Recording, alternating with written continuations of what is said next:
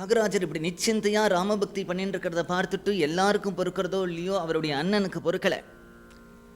நீ ஏதாவது சம்பாதிச்சுட்டு வருவே குடும்பத்தை பார்த்துட்டு இருந்தேன், நீ இப்படியே பண்ணிட்டு இருக்க, அழிச்சாட்டியம் பண்ணிட்டு இருக்க. ஒரே ஒரு வழிதான் உண்டு, பெரிய வீடு, இந்த வீட்டை ரெண்டாக பிரிக்க போகிறேன், நடுவில் ஒரு சவர், நீ ஒரு சட்டி பானையெல்லாம் தூக்கிண்டு ஒரு ராமரை தூக்கிண்டு அடுத்த வீட்டுக்கு போயிடு.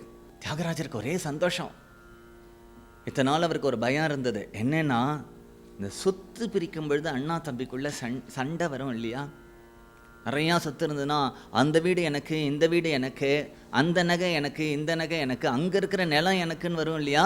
அந்த மாதிரி அவருக்கு எங்கேயாவது இந்த ஜப்பியேசன் யாராவது சொல்லி மறந்து போய் இந்த ராமர் தனக்கு வேணும்னு கேட்டு போகிறானோ, அதனால சொத்து பிரிக்கப்படன்னு உடனே தியாகராஜர் ஓடி போய் இந்த ராமரை கட்டிக்கிறார். ஜப்பேசன் எதை வேணா எடுத்துட்டு போட்டோம், இந்த ராமர் எனக்கு வேணும்னு தூக்கிண்டு ராமரை அடுத்த வீட்டில் கொண்டு வச்சுட்டார். பாகவதாலாம் ஸ்வச்சந்தமாக வரா, சுதந்திரமாக வரா, அப்படியே நாமகீர்த்தனை நடந்துட்டுருக்கு. இங்கிருந்து ஒருத்தர் வரார், தியாகராஜா இனிமே எப்படி குடும்பம் நடத்த போற? அனே ராமரை பார்க்கிறார். நீ என்னை பார்த்து கவலைப்படாதேன்னு சொல்கிற, அவள்லாம் என்னை பார்த்து கவலைப்படுன்னு சொல்கிறாளே.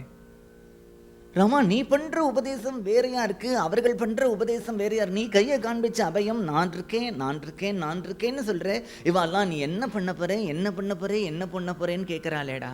ராத்திரி படுத்துன்னு இருக்கார் அன்றைக்கே. ஏதோ ஹிருதயத்தில் புங்கமான ஒரு ஆனந்தம் பொங்கி வருது, ஏதோ நடக்க போகிறதுன்னு தோன்றது, என்னவோ ஒரு சந்தோஷம். அப்படி ராத்திரி படுத்துன்னு இருக்கார், தூக்கம் வரல. வாச கதவை யாரோ தட்டுறா. தியாகராஜா. யாரு? ராத்திரி 2 மணிக்கு இப்போதானே திவ்யநாமங்கள்லாம் முடிஞ்சது, ராமருக்கு டோலோத்சவம் பண்ணிட்டு படுத்துன்னு இருக்கோம், யார் வரா? அப்படியே கதவை திறந்து பார்த்தா கோதண்டபாணியா, அகிலாண்ட கோடி பிரம்மாண்ட நாயகனா, ஆஜானுபாகுவான பீதாம்பரதரனா, அப்படியே விஸ்வாமித்திரர் பின்னாடி எந்த ராமலட்சுமணால் ஓடி பார்வதி பரமேஸ்வரன் பின்னாடி சுப்பிரமணிய சுவாமியும் கணபதியும் போனா மாதிரி போனாரோ, அந்த ராமரும் லக்ஷ்மணரும் இவருக்கு தரிசனம் கொடுக்கறா.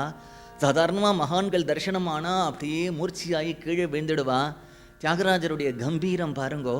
அட்டானால அந்த கிருத்தியை, ராம தரிசன கிருத்தி அப்படி கம்பீரமாக வருந்து விழுது.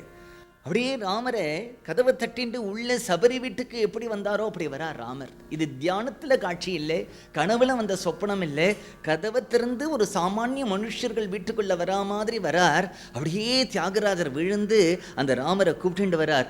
ராரா தேவாதி தேவா. தியாகராஜர் அழகா இந்த கீர்த்தனைகள்லாம் பாடுறார் இல்லையா. அந்த கீர்த்தனைகள்லாம் எப்படியோ அந்த ராஜாவுடைய காதில் போய் விழுந்துடுத்து. எல்லாரும் அதை பாடி இவர்கள் பாடி அவர்கள் பாடி அது ராஜாவுடைய காது வரைக்கும் போயிடுத்து. ராஜாவுக்கு ஒரு ஆசை, இவர் எப்படியாவது தன்னுடைய சபையில் கூப்பிட்டு வந்து பாட சொல்லணும் அப்படிங்கிற ஒரு ஆசை. தியாகராஜருக்கு ஒரே ஒரு பொழுதுபோக்கு, நாமம் எழுதுவார், பூஜை பண்ணுவார், கீர்த்தனம் பாடுவார், ராமாயணம் அப்படி பாராயணம் பண்ணிட்டு இருப்பார். அப்படியே ராமாயணத்தை பாராயணம் பண்ணிகிட்டே இருக்கார். ராஜா ஆளை விட்டு அனுப்பியிருக்கான், எப்படியாவது தியாகராஜரை வந்து கூப்பிட்டு வா சபைக்கு. ராஜா கூப்பிட்டு அனுப்புறான்னா, ராஜா கூப்பிட்டு அனுப்புகிற ஆள்கள் வெறுமை வரமாட்டா.